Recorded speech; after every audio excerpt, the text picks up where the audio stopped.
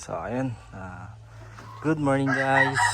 Update lang to sa mga materialis natin na pinaiitlog. So yun, nakakatuwa kasi halos lahat sabay-sabay silang umitlog. So may manguha tayo ng itlog ngayon.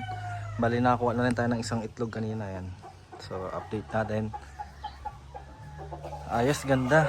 Ganda tayo. Nakikita nyo naman itong straight sweater natin na inahin ng AEJ. Yan, may itlog siya. Tapos itong Raptor sweater natin sa bulik. Yun. Kita nyo. May dalawang itlog siya.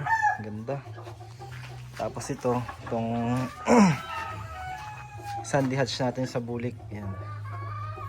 Bali, JM Fantastic to. Yung mga bulik na gamit natin, JM Fantastic. Tapos itong sa kabila naman yan, yung James Uy.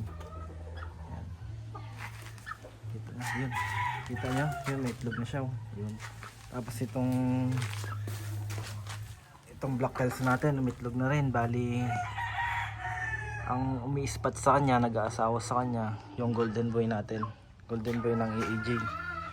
Tapos ito naman yung straight sweater natin na broadcock. Tapos yan yung golden boy Gilmore na inahin, tsaka yung pure Gilmore AEJ din. Yan mga yan. Yun, may itlog din sila. Dalawa. Galing.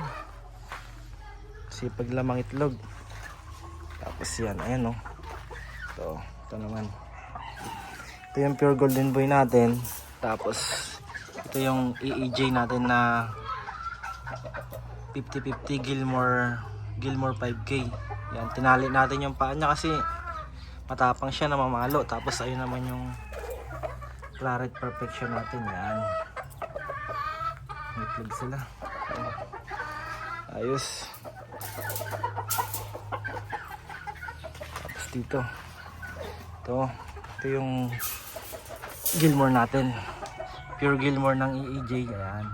Tapos ito yung Jugod Gray ni Boss JB, imported, binigay niya sa atin. Ayan, ganda.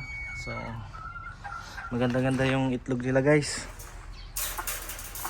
Yan lang yung update natin. So may kunin na natin yung mga itlog nila. Baka kasi nang mahirap kapag di natin kinuha, may tendency na kainin nila yung itlog nila. Sayang naman pag kinain.